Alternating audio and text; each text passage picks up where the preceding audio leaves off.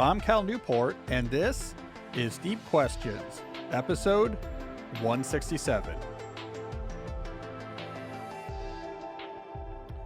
I'm here in my Deep Work HQ. No Jesse again. No, I actually just talked to Jesse, and he gave me permission to update you on what's going on. He's fine. Here's what happened. Last week, he came for our weekly recording session. We do rapid COVID testing here at the Deep Work HQ. At least we're doing it now during the period where Omicron is high in the DC region, and our courageous, esteemed producer tested positive, so he had to go home. He's almost done with his isolation period.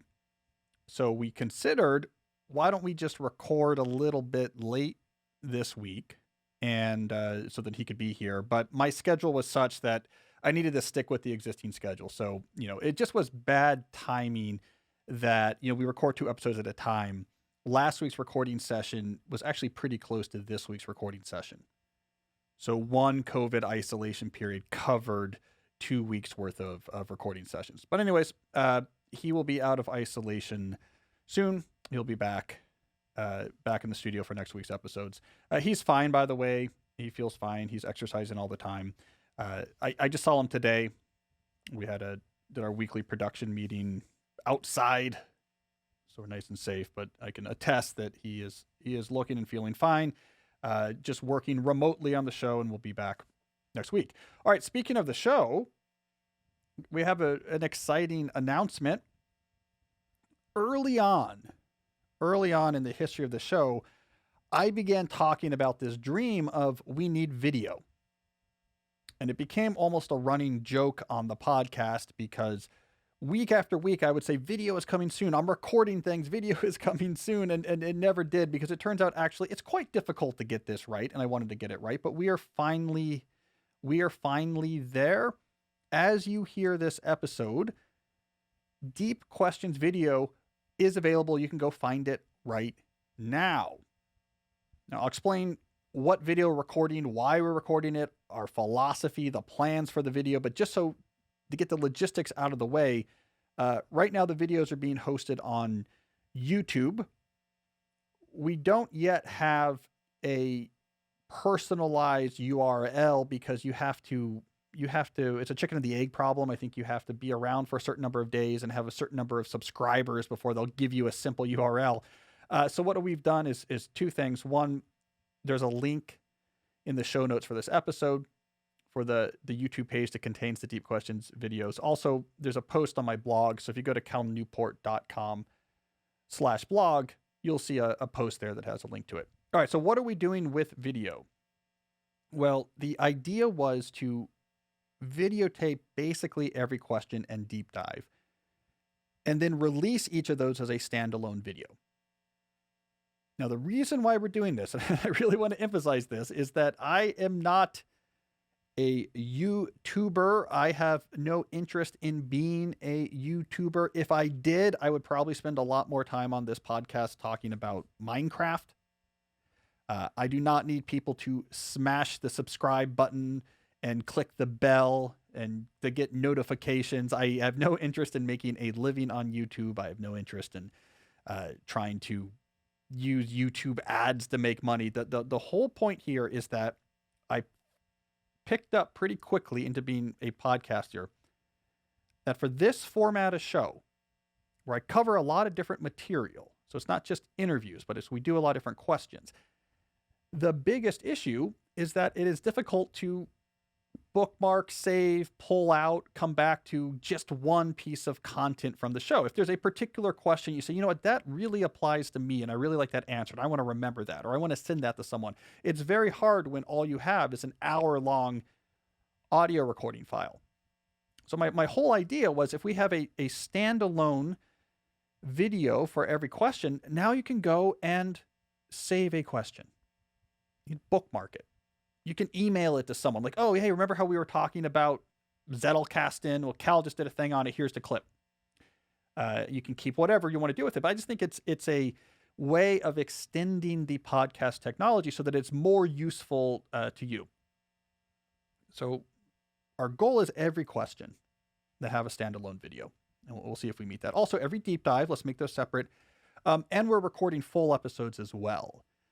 So if you're interested in what does it look like here in the Deep Work HQ, what does Jesse look like, what does Cal look like, what's actually going on, we are releasing the full episodes as video too, because it turns out that some people prefer to watch podcasts instead of listening to them, which makes sense to me. There is something oddly compelling about watching people talk. You think it would be boring, but if there's a video of a podcast I like, I have the time to see it, I like to watch the video. So we're recording the whole thing. That's why we have shifted the format to a live format more recently, so it's not cut up, so we can actually film the whole thing. All right, so anyways, that is the idea, is that you can now grab any question you hear on this podcast today that you like, or from recent episodes, you should be able to go and find it. You know, it takes a little while to edit, so probably what we'll be doing is videos from each week's episodes will be trickled out a few at a time until they've all been released. Okay, second point about this. I have a mixed relationship with YouTube. I don't know YouTube well. I don't spend a lot of time on YouTube, but I know some people have trouble with it. It's not the same as social media where you are posting stuff and people are reacting to it. It doesn't necessarily have that same, I'm going to make you feel, chemically speaking, just terrible at a moment's notice in the way that Twitter can do, in the way that Facebook can do. But it has an addictive nature, so I hear, because of these recommendation links. You know, I went to watch a Cal video, and then I saw a recommendation that was interesting, and then I saw another recommendation that's interesting, and it's Nazis. Right? So you go down these rabbit holes of recommendation links, and they bring you to weird places. So some people don't care about that. They go on YouTube to, like, I'm looking up this thing. They have no problems. Like I talk about in my book, Digital Minimalism, use YouTube like a library, not a TV channel. You know, hey, I heard a question I liked in episode 167 of Cal's podcast. Let me go just get that episode. But some people have a hard time with it. So let me tell you about phase 2 of this vision. Concurrently with all the work we were doing to get video ready, which among other things meant we had to rebuild out this studio, light this studio, have the cameras that going through switchers. I discovered at some point there's no way I was going to do this on my own. It's a big part of why we brought Jesse on, so we have someone who can actually watch the videos in real time, produce them, etc. A lot went into that. Concurrently to all of those efforts, which have been going on pretty seriously since the last summer, I've also been working with a fantastic branding, web development, technology company that actually does quite a bit of work with the music industry. But anyways, they have been working with me also since last summer. We're developing a portal, a standalone website. So not calnewport.com, but a different website. That is going to be a collection place for all of this content. So it's where the podcast will live. Each podcast episode will have its own dedicated page where there'll be a player for that podcast. The description, show notes will be there, and separate videos for every single question will be right there on the page as well that you can just watch right there. All of the videos that we record and release to YouTube will also be accessible through this portal when we launch it, and they're going to be arranged in Netflix-style horizontal carousels. So it's a place you can go that is free from the YouTube algorithm. It's just the video set up in carousels in exactly the way that Jesse and I want them. This portal, when it launches, is completely mobile responsive. So you can load it up on your iPad, you can load it up on your phone, and it's just like you're using the Netflix app on your phone. You can just scroll through the different categories. They're horizontal carousels. Oh, I want to watch that video. On the back end, the videos are still for now hosted on YouTube, but they get sucked into this custom-built ecosystem we're creating. So you can listen to the podcast, watch videos, etc., read my newsletter, all that stuff.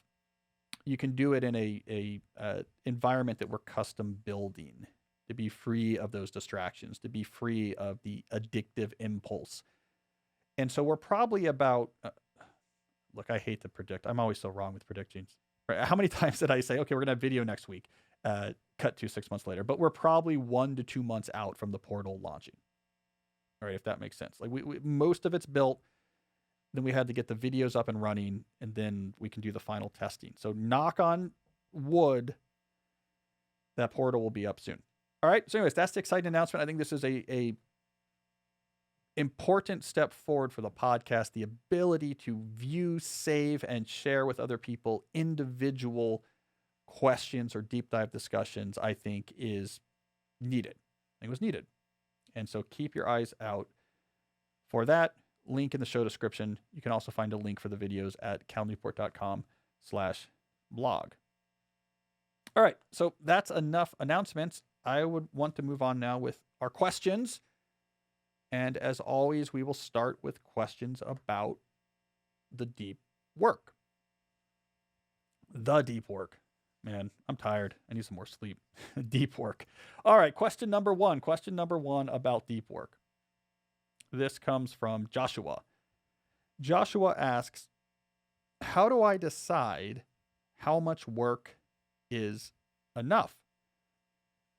He elaborates that he works in software engineering and he feels like there is always more work to do, some new goal to push forward, something to optimize, something to improve.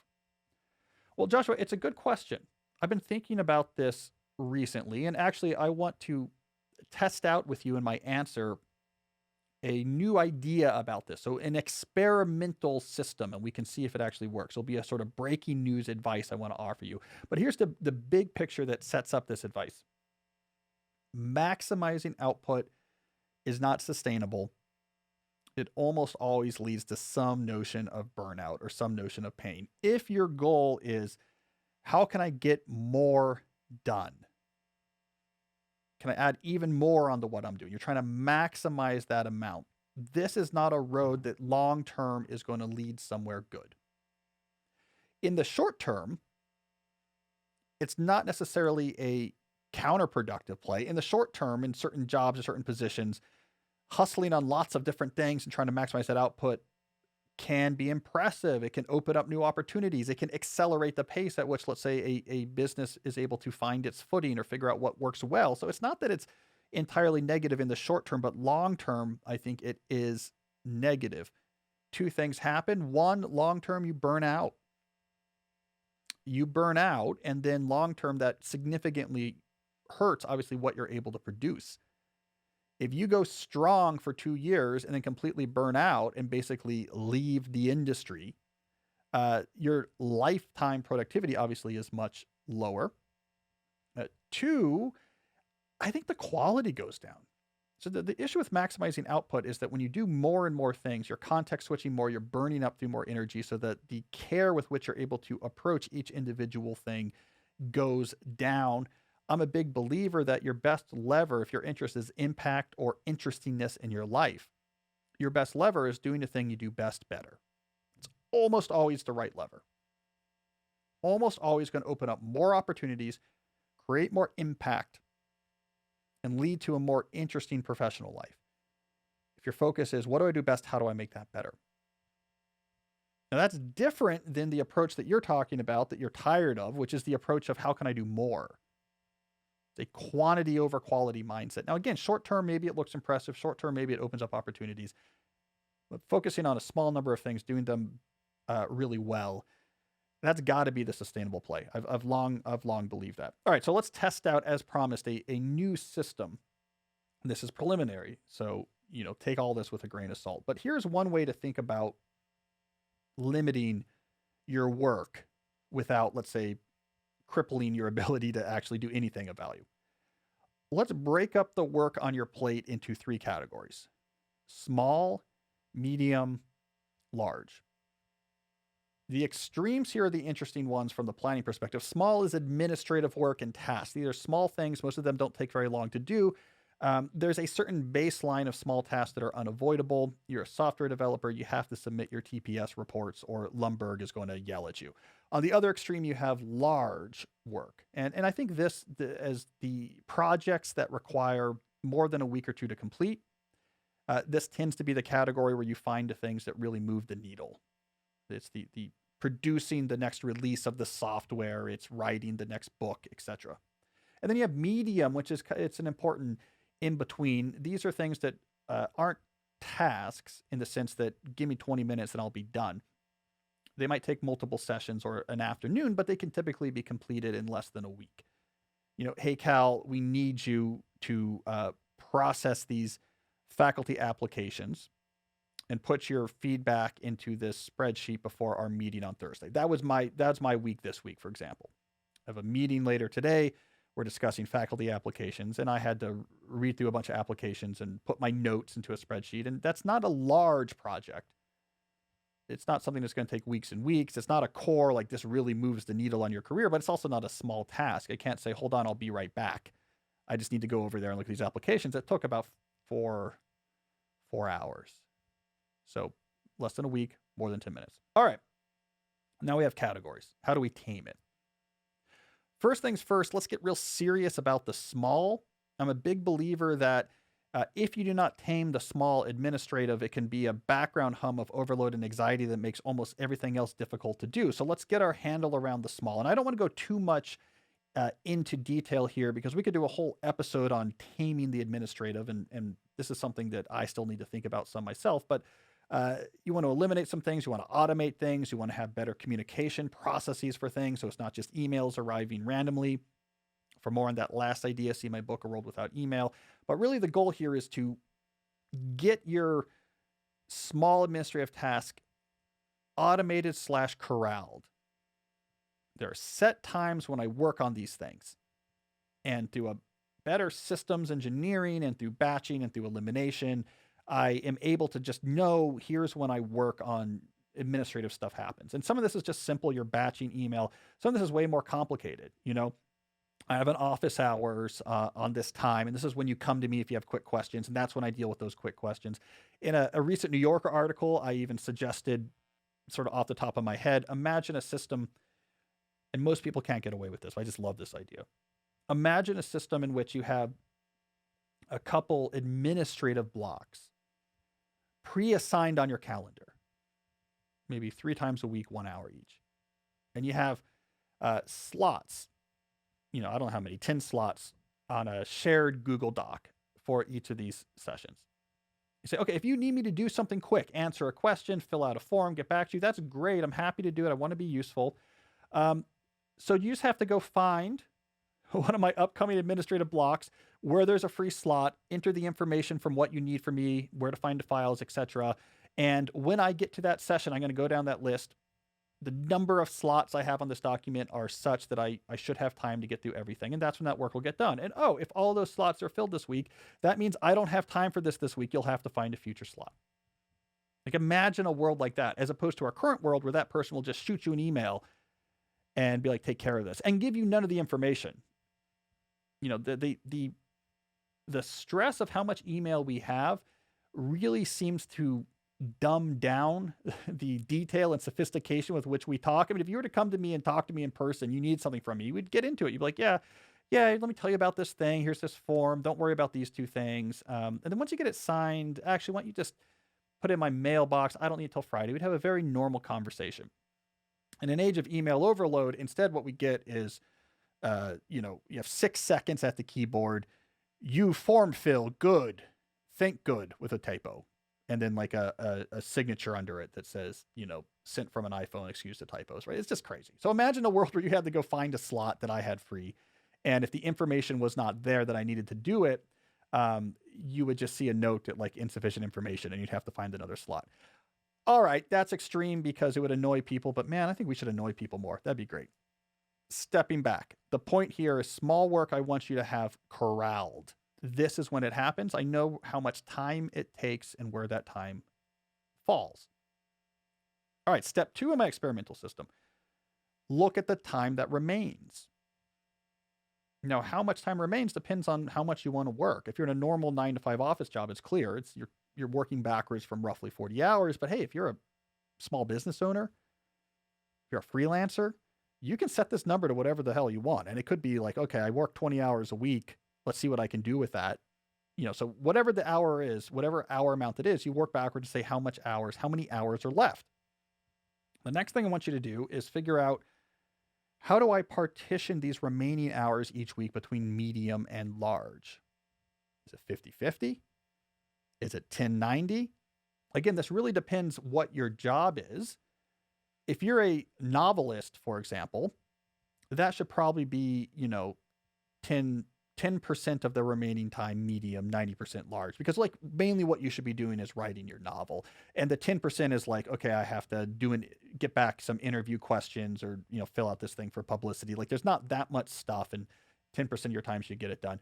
But if you're in a project manager job, you might have a very different equation there where you're like, actually, maybe 80% of my time is medium. It's going to be sort of short-term things that need to be dealt with to keep my team going.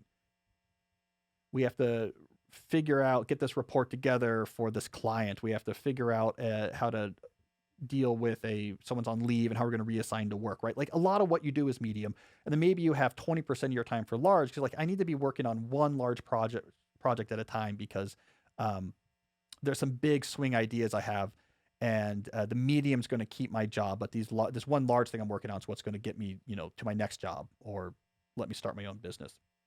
So you figure it out. What's my division between medium and large? All right, now you have a number. Yeah, I have this many hours a week to work on medium. I have this many hours a week to work on large. And then you just work backwards and say, okay, so how many large things can I sustain with that many hours a week? And there's your answer, Joshua, for that question. Then you look at medium things. Well, how many with this many hours a week, how many is sort of these medium 1 week size projects can I handle at a time? There's your answer. And then those are the slots you have free for work. And as you finish something, you pull something else into it. Now, what do you do with this other work? Again, this is another whole discussion, but essentially either your company or your team or just you on your own needs some sort of external system in which incoming work is filtered. And then once it's in there, it's stored, and people understand that this is not being worked on. It's being stored, and you pull work out of that system to fill in these slots. And again, that's a whole other discussion. Let's not get into that right now. But basically what I'm suggesting here, Joshua, is that you very carefully figure out, based on how much I want to be working, how much time do I have available, what then does that allow in terms of how much I can do?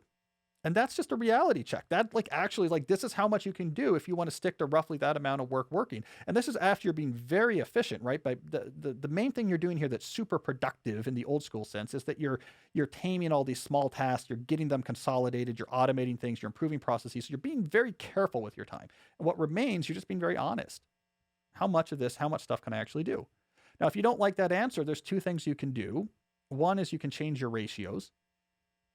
You might say, I got to be doing more large things. Like, what am I doing with myself here? I'm doing too many TPS reports, so change that ratio. Or you might be saying, this is not enough medium stuff. I can't keep up with what my job requires if I only have this much time to work on medium projects. Then you have to just face the reality and say, I just don't do large projects, or I spend very little time on large projects. And that's just reality. Two, you can change the hours. I'm going to add more hours to it. I'm going to start work early. I'm going to work Sunday mornings. I'm going to add another hour every day, and that extra hour lets me do like one large project. Those are your options, but you're facing the productivity dragon, and you're facing the productivity dragon. Here's my new twist, in a quantitative fashion. You don't just see it as this general mess of smoke and fire. You're measuring its weight and how far its flames can go and its strength, and coming up with like, what can I do with this here? I'm stretching that metaphor. All right. Anyways, that's what I'm thinking, Joshua. Maximizing, just generically speaking, is going to burn you out, make you less productive in the long run. You should have a number for how many big projects and medium projects you can do at a time. Stick to that number and figure out that number systematically. All right, let's move on now. We have a question from Steven. By the way, a quick, now that we're doing video, I think about these things. This is an aside, but there is a guy on YouTube that some of you have been sending me his videos, and he's very popular, 2 million subscribers, and his name is John Campbell. And he's I think a doctor in the UK, and he does COVID update videos.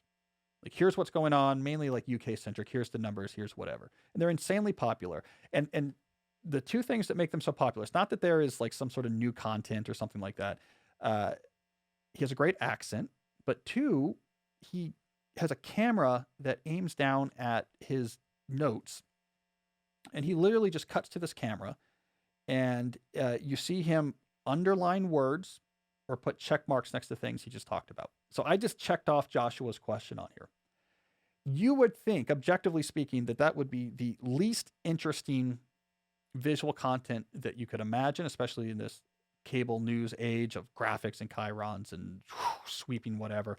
It's incredibly compelling. He has 2 million subscribers. It is really compelling to watch someone just sort of cross off and underline things they're talking about. So my point is, Jesse, when you hear this and you're editing it, I think we got to get an overhead cam in here so people can watch me check mark off and underline things with the questions. If it works for Campbell, it works for us. All right, that's an aside. Let's get to Steven's question. Steven, my apologies. Steven asks, why don't you show overhead camera shots of your notes? See, Steven knows it. Steven knows what's going on. No, I'm joking. Steven really asks, I've really gone all in on time blocking and it definitely works. Now, though, it feels like I have even more to do, and I find myself feeling as though I am forgetting something, even though I do a shutdown ritual and weekly plan. Is this normal? And with time, does this feeling go away? Stephen, it does go away. The thing you need to lean into to make it go away is the shutdown ritual. I created the shutdown ritual for exactly this issue. I was suffering from this as a grad student at MIT. I was having a hard time shutting down. Like I'm forgetting things, or I need to keep making progress on a problem. I've talked about this before on the show, but at the time there was like a key theorem for my PhD dissertation, and it was not working. I was like, oh, man, I got to keep thinking about it because if it doesn't work, the dissertation's not going to work. It's a problem. And I was like, I need a way to just kind of shut down, shut down. Here's what I worked on today. This didn't work. Here's why. Here's the next avenue of attack I'm going to do tomorrow, and write that down as part of my shutdown ritual so I could just trust it. All right, I don't have to keep thinking about this tonight. And aside about that, by the way, just a tip to aspiring doctoral students. Because I was bored and antsy in general, I was writing books and doing things like this. I had a ton of publications. What you normally do in theoretical computer science is say, yes, it's time to write a dissertation. Of course, I'm going to draw from these many publications I've spent a lot of time on, and I'm going to pull together ideas I have already published and presented and is peer reviewed, and I'm going to expand upon it, and this is what I'm going to do for my dissertation. That is what you should do. Instead, I said, I don't know, I'm kind of bored. I'm just going to do something from scratch. I'm going to come up with a brand new idea, pull it out of the air, and do a whole dissertation in a 6-month period on mathematical concepts that I'm just going to invent. I haven't published. I haven't gone through them. I have no collaborators on them just because I was bored. It worked out. The thesis was fine, but it was nerve-wracking because exactly what I'm talking about here. I'm halfway through this thing like, wait, maybe my idea doesn't work here because I'm doing it from scratch as I'm supposed to be writing my dissertation. So it was quite stressful. Anyway, so I invented the shutdown ritual. It works. It takes some time.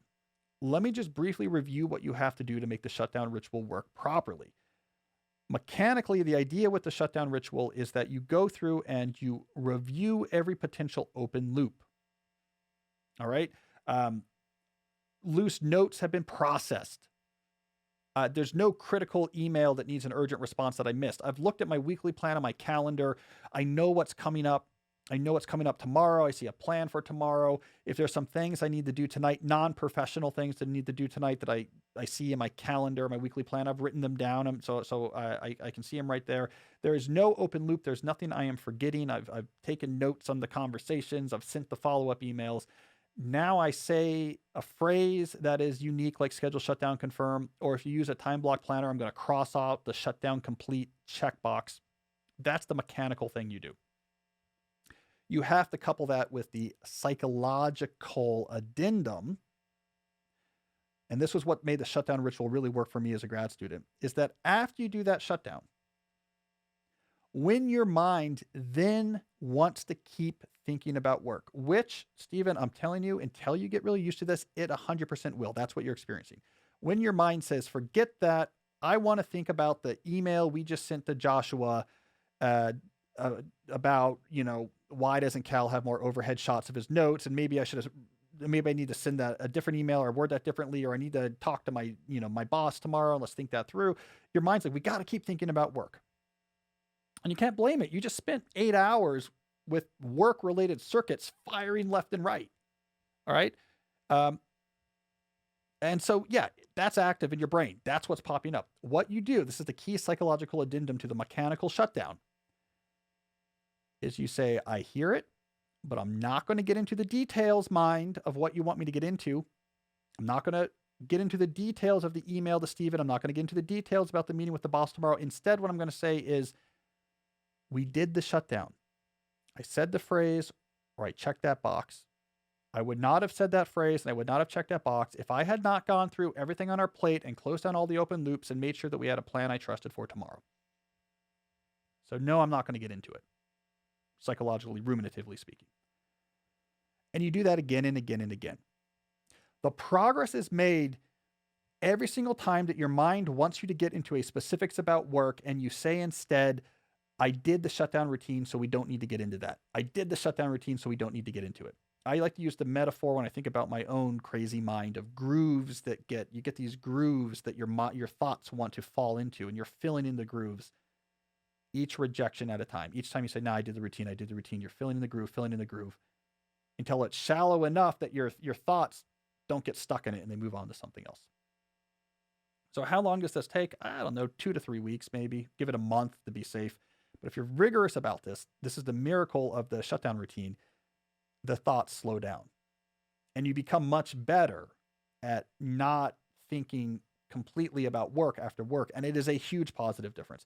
The only other thing I would add is have a capture notebook right accessible in your house and really have a serious routine of the first thing you do in the morning when you look and make your daily time block plans. You look at that notebook and anything you wrote down in that notebook, you process and look at. Yeah, really be very diligent about that. If you do that, if a new thing pops to mind during the evening after a shutdown routine, you write it in the notebook. So you don't have to open up your computer. You don't have to go into your email. You don't have to write a note to yourself and put it by your bathroom mirror so you don't forget it. You just write it in the notebook. And if your mind trusts, like that's part of my time block planning is I look at that capture and process it. That will prevent that when that happens, when something legitimately new comes to mind, oh man, I forgot to send a message about Cal using overhead camera. You can jot that down. Your mind's like, okay, I'm okay with it. All right. So you do those two things. You're going to be able to have a lot more presence with your brain after work. All right. This is where, if we had the overhead cam, you would see coming in, crossed off a name. I can see it. It's very compelling to see. All right. Let's move on here. Check out our time stamp. It's one of the things we miss about Jesse being here is I have to mind my own time here. Okay, let's keep moving here. Question number 3 is from Too Much Rest. He asked, how do I come back to work after taking a lunch break? Yeah, it's hard. It's easy to fall down distractive rabbit holes after lunch breaks. I suffer from this too. Three things I'd recommend, and I would combine all 3 of these things. Number 1, ritual. Have a post-lunch ritual that you always do to prepare you to get back into work mode. A walk works really good here. I'm talking like 5 to 10 minutes, but you do a certain walk or whatever so that you are teaching your mind that this means we're shifting out of the much more wandering mindset that we're in when we're at lunch and just thinking about things and reading things and watching things back into a work mindset. 2, no email right after lunch. No Slack either. That just has to be a hard and fast rule. Do not start your first session after lunch going down a context switching rabbit hole. Like, let me see what's going on in my inbox or what's going on with Slack, because your mind will never, it'll get back to work mode, but you're going to really slow it down. And you've just added 45 minutes of wandering if you do that. So never, ever, ever start your first moments after a lunch break with email or Slack. And then 3, and this is critical, before lunch, figure out and set up what you're going to work on right after lunch. And again, it shouldn't be email, it shouldn't be Slack. So do email and Slack right before lunch. So like, okay, I'm not missing something urgent. And then set up, I'm going to work on this report right after lunch. Get it loaded up, get it in Word, get the documents that you need to draw from, get that all loaded up. Take a look at it, kind of, all right, I get it. I see what's going on. I've sort of swapped it in. I think I'm ready to go. Good. Let me go eat lunch. When I come back, it's all there. It's all got prepped and you can get right into work. Those 3 things, I think, do those 3 things and you can tame lunch breaks. My lunch break recommendation, by the way, is read during your lunch breaks if you can. It's great for your brain. It's a great time to get some reading in, and it has a much more minimal impact on your cognitive energy for the remainder of the day as compared to what most people do, which is they open up the internet and their phones and are basically saying, put it in my veins, and just go frenetic crazy. And then they're like, okay, time to go work on something deep. Yeah, good luck. Crossing off. Let's see here. Oh, here's another. Let's do this question here. This one comes from Aaron. Aaron says, why don't you do Zettelkasten? So I talked about Zettelkasten's last week's episode. Got a lot of feedback from listeners from it. Aaron's asking about it. So I thought I'd put in another Zettelkasten question here because it seems to be a topic that people are interested in. Let me just really briefly give a slightly better description of how this system works. So with the kind of pure Zettelkasten system, and I'm talking about the how to take smart notes system. This is the Niklas Luhmann system explained in the book, How to Take Smart Notes. The way it works is, just to be a little bit more precise, is that instead of trying to have a hierarchical note setup where it's, here's the top level and there's folders under there and then there's subfolders and those subfolders, it's more loose and it allows for more connections. And the way it works is you take notes on a slip, piece of paper, index card, or whatever. You take all your notes on there. And so if you're reading a book, you'll generate a lot of these notes. Like for every independent idea in the book you want to keep track of or think of. And then what you do is you go through the box. It's called a slip box in the traditional system. You go through the box and find an existing note that is relevant to it, and you put it behind it. That physical proximity implies a connection in classic Zettelkasten, in physical analog Zettelkasten. So I'm reading this book, and I took some notes on Concord, Massachusetts in the early industrial period. And so maybe I have like some notes over here about colonial New England or something, and let me put it back there, like this is connected. The physical proximity is a connection. The other thing you can do, if there's other notes you want to connect it to, in analog Zettelkasten, there's a numbering system. Every card is uniquely numbered.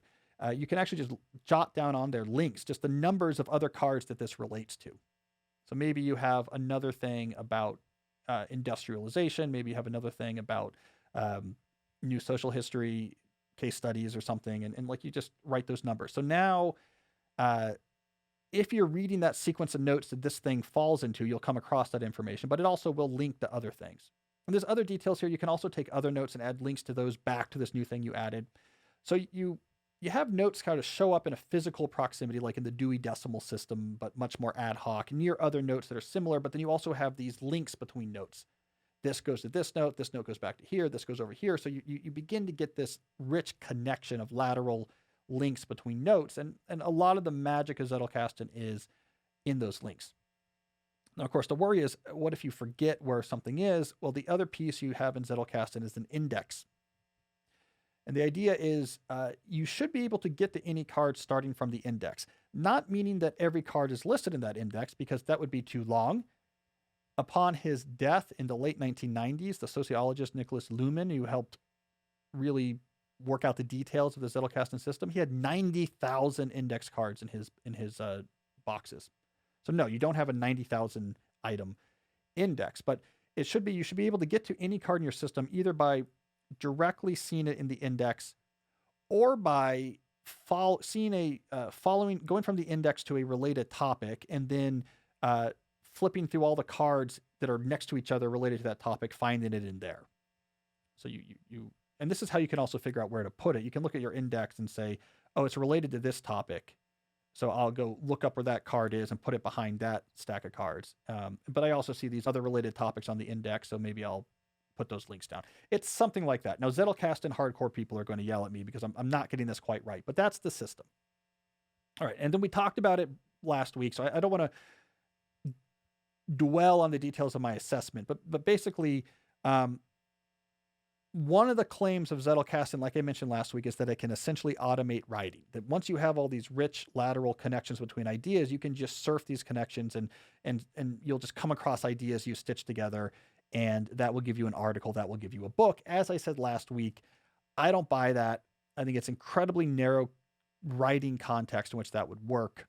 I do not think that matches with my understanding of the writing process as someone who's been a professional writer my entire adult life. So I don't buy that. But I do want to emphasize what I do like about Zettelkasten maybe a little bit more clearly, which is if you're in my line of work, I come across and deal with a lot of ideas, and I don't really have a great way of keeping track of them. And I've tried to do this hierarchically before in Evernote, but it gets pretty much out of control. I like the flexibility and low friction nature of Zettelkasten. This idea that I can, especially using a digital tool, quickly make a note, write through all of my ideas on it, and link it to a category, link to a few other categories, drop something in an index, and just know it's in there. It's not going to be forgotten, and that some interesting connections to it might build up over time that might spark some ideas. It's not going to automate writing, but things aren't going to get lost. You can find things, you can store things. I do like that aspects of it. So anyways, I'm working on it. I mean, I'm using Rome, as I mentioned. I have a lightweight implementation of Zettelkasten going on, and I'm trying to make it more heavyweight. I'm also thinking about moving some more academic work into Zettelkasten, so proofs and theorems and citations. Some of you have sent me some useful information about how to do that with Rome. So I'm Zettelkasten curious, ZC. And not that I think it's going to automate my writing, but I do think it might actually be a better way to store information. So there we go. This has now become like our weekly Zettelkasten update. All right, let's do one more question about deep work here. This last one comes from Noah. Noah says, how do I limit activities that aren't important for the long term at a new job? So he goes on to explain about how in his past job, he was a chemical testing engineer at a pharmaceutical company. They're very a world without email style in their approach to work. They had unified task boards to see who was working on what. Do you have a free slot for this? They prioritized the primary value producing activity, which for them was actually performing lab tests on chemicals, as this is all that matters. You got to make sure you're doing that. Everything else is about what you do with the time that remains. Pull things off this task board as you have free time. Fantastic setup. He says now he's a grad student in chemistry, and it's not so organized. And in particular, he's working on doing, he's a teaching assistant, and says things just get thrown at him, and he feels like he can't ignore them because it's part of his job, but it's haphazard and out of control, and it's getting in his way of doing the main work. So what should he do about it? Well, who is this? Noah? Noah, yes. Professor types are, in general, quite disorganized. They will just throw stuff at you because their whole life is chaotic, and they just need to get it out of their brain because their brain is exploding with all these different demands they're placing on it.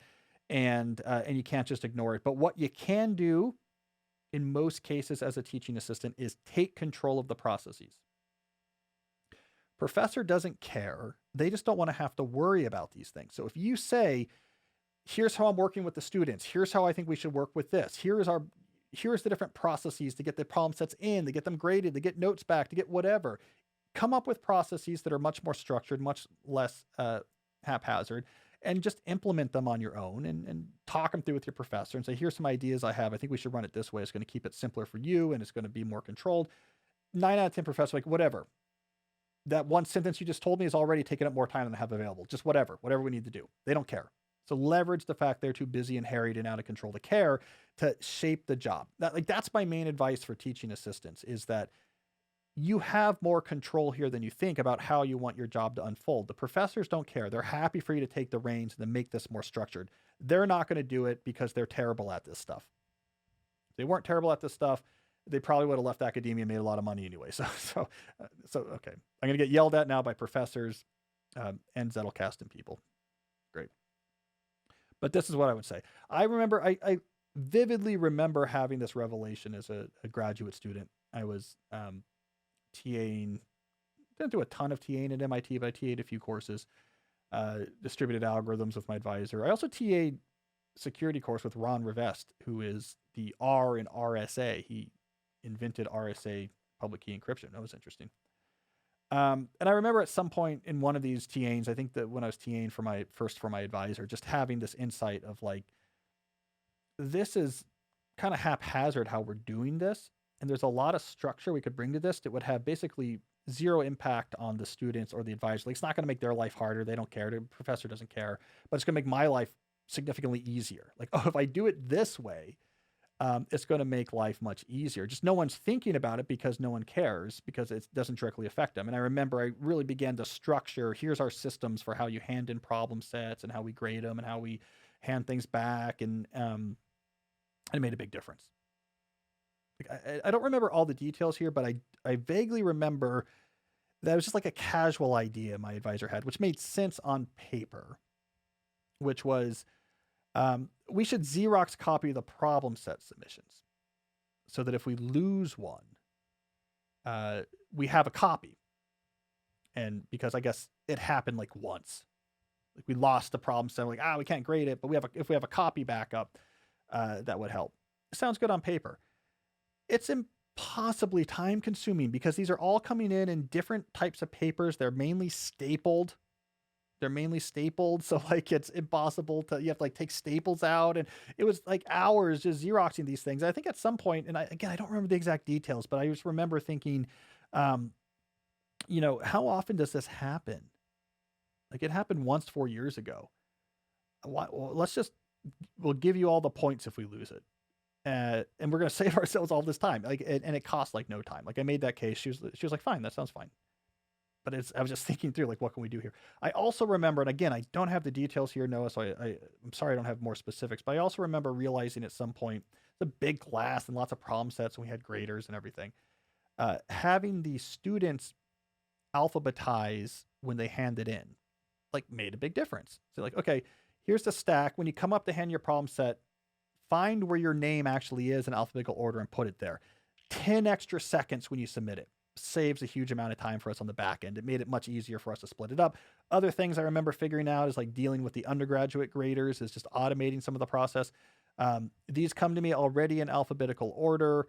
I just put them in a mail sorter outside of my office. I split them in half in the middle of the names or whatever, and you come and grab them. And there's stuff I told the students about format, like make sure that they're in this format, which again had very little impact on the students. It was very easy for them to change the format. Just like, what do you want me to do? Fine.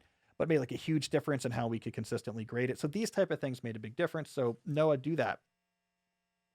Put in place your own processes and people will be fine with it. And more generally, even if you're not a teaching assistant, there's a teachable moment here, which is add processes. Even if the work is coming from someone else, people often don't care. They're too busy.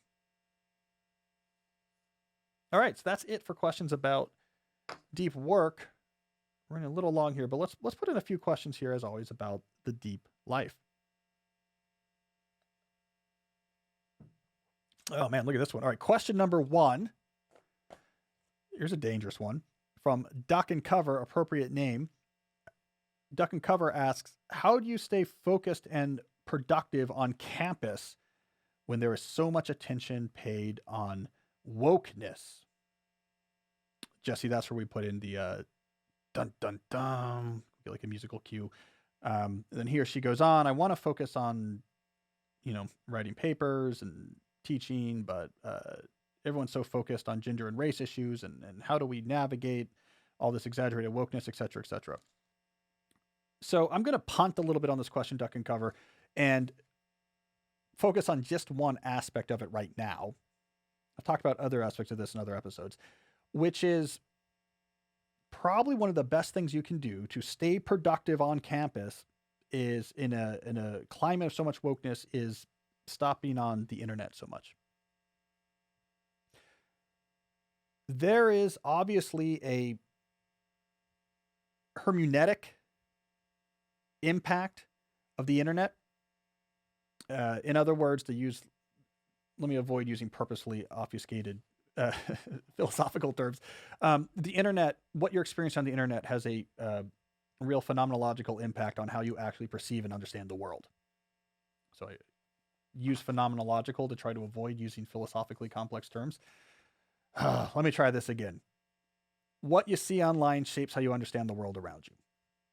So if you are taking in news that is specifically looking at finding and isolating and promoting and amplifying sort of outrageous instances of wokeness or political correctness or what have you, pretty soon it will seem like this is what the whole world is like. This is all that's going on. It's the biggest issue. I don't even see how we can go on and do research anymore. I talk about this somewhat in deep work, not in the context of this particular topic, but I quote the science writer Winifred Gallagher from her book Wrapped about attention and the brain, where she says, basically, let me just distill a bunch of neuroscience, a bunch of psychology.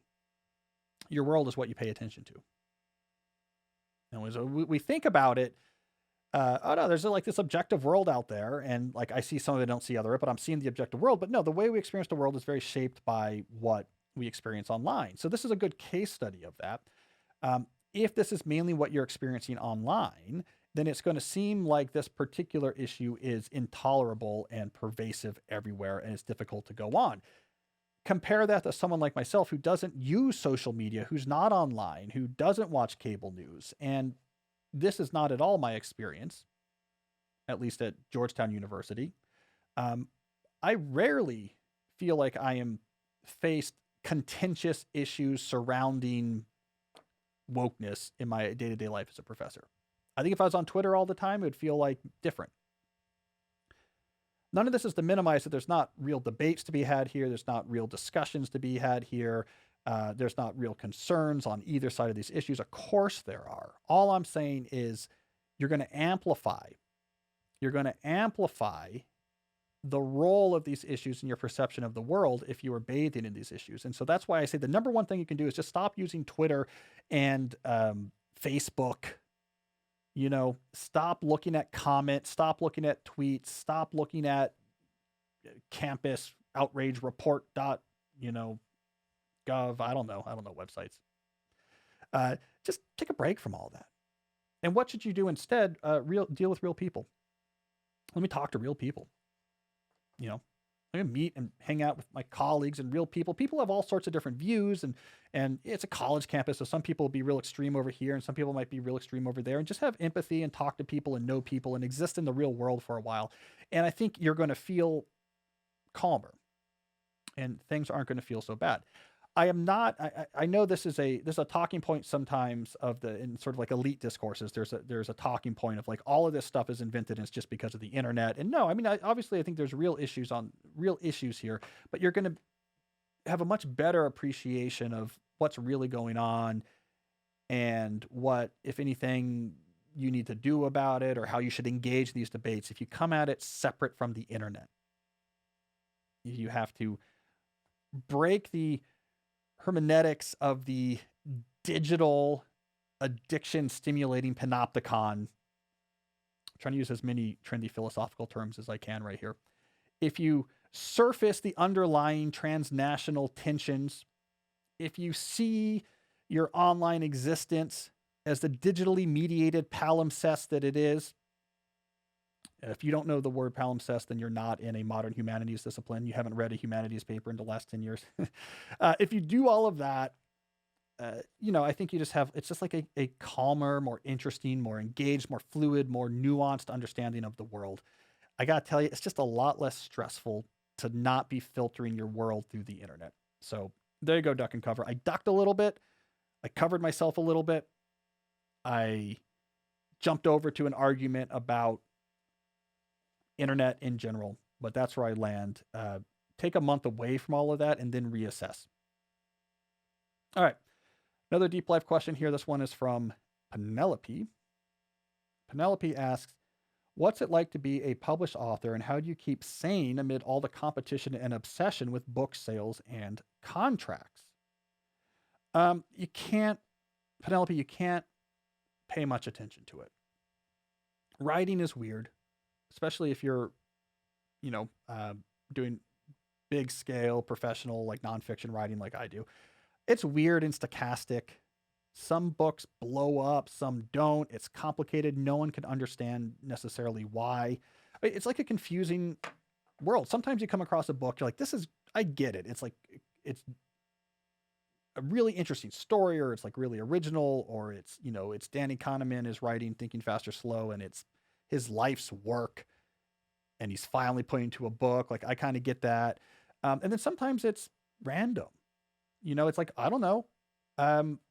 Why does James Clear's book on habits 5x outsell Charles Duhigg's book on habits? I don't know. Why is Mark Manson's first book, The Subtle Art of Not Giving an F Word, why did that sell 12 million copies? It's a great book, but there's like a lot of great books that don't. Like, he doesn't know. I've asked him. It's like, I don't know. So you can't worry about it. So how do you not worry about it? Well, I'll tell you what I do is I never signed up for the author portals. I don't know how to look up sales numbers on my books. My agent will mention things to me. My editors will sometimes mention things to me. I'm like, that sounds great. But I mainly find out how well my books are doing twice a year when I get my royalty statements. I'm like, that's great. And I think that is done really well. Contracts, don't worry about book contracts. That's such a small percentage of your time where that's relevant. Like, I'm working on a book contract now. Great. And then it'll be 2 years again until you're working on another book contract again. You're just sort of riding at that point. So I don't worry about that. But Penelope, that's my advice. It's not that you're going to be able to do this perfectly, but you just can't compare. It's like a weird stochastic world. Why one book does well over here tells you nothing about how your book should do over here. Maybe this book should do really well and it doesn't, or it's going really slow and then it does really well later. What I always do is just focus on the next book. So like when I have a book out, I don't look up at sales numbers because I don't know how. And I always just get to the mindset of like, well, forget that book, this new one. This is the one that's going to be a home run. I was rushed for that one, but this one's going to be the home run. I just get my attention towards what's happening in the future. Interesting story. I mean, I've talked about this before. I've had a lot of books that seem slow and then sold a lot later. So Good They Can't Ignore You. That came out in 2012. That was my first major hardcover release. I'd written this through student books. It was my first sort of major hardcover idea book. Got a reasonable advance for it. A lot of energy behind it. And, nothing really happened much when it came out. And so I think it was considered, assuming it was considered a failure because a couple years later when I sold Deep Work, they knocked $50,000 off the advance that I got for So Good They Can't Ignore You. Like, yeah, I don't think this book worked, right? It's 2012. Fast forward to today, that book has sold 300,000+ copies. Like, it's a very successful book, but you never would have known it. Deep Work has sold 1 million copies, but I was worried when Deep Work first came out. I was like on the phone, frustrated with my agent. Like my friends can't even find this in Barnes and Noble. Like no one cares about this book. So, sometimes it's random. You think something's not going to do well and then it does really well later. Or you think something's going to do really well and it never does. So write the next one. Don't look at sales numbers, write the next one. All right, we got a question here from Taylor. Taylor says, how do you count time that is in between deep work and deep leisure? Well, before I even get your elaboration, my quick answer is like, why are you counting time? Does it matter? Let's look at the elaboration, see if we can get some more clarity here. I have a practice of deeply reading and taking careful notes on books that have no immediate relevance to my scholarly research. He's a tenured professor. Because I file my notes into a Zettelkasten system. Oh man, here we go. Zettelkasten corner, take 2. There is always a chance that my irrelevant notes may one day prove useful for my day job. Should I count this note-taking time as deep work, or do you consider it deep leisure? Wondering for the purpose of budgeting my time and meeting deep work quotas. I mean, I don't know. Taylor, I'd say don't care so much about that. I don't think you have to like precisely account for this time. Is this exactly work or is this exactly leisure? What does matter? That you are making regular progress on the things that really matter and obsessing over quality. We talked about this earlier in the show, like how you have a reasonable number of projects you're dealing with concurrently. You're giving those like good attention, working on each thing till a natural stopping point before switching on to the next. You feel like you're really exercising your intellectual muscles. You see the progress being made. You have the right amount of your time focused on the stuff that really matters. Do that. And don't worry so much about like, should that 30 minutes of messing with my Zettelkasten slip box, does that count in some ledger book as deep work or deep leisure? Don't worry about that. When you work, when you're done, where it overlaps, it overlaps. All right. So I'm looking at the time here. We're at an hour. So I think it's a good place to wrap it up. Thank you everyone for sending in these questions. And remember, videos are now available. Link in the show notes. I'll post a link on my blog, and pretty soon we'll have a personalized URL you can use, but go check out those videos. We'll be putting up the videos of the questions you heard today. We'll trickle those out throughout the next week or two. And until next time, stay deep.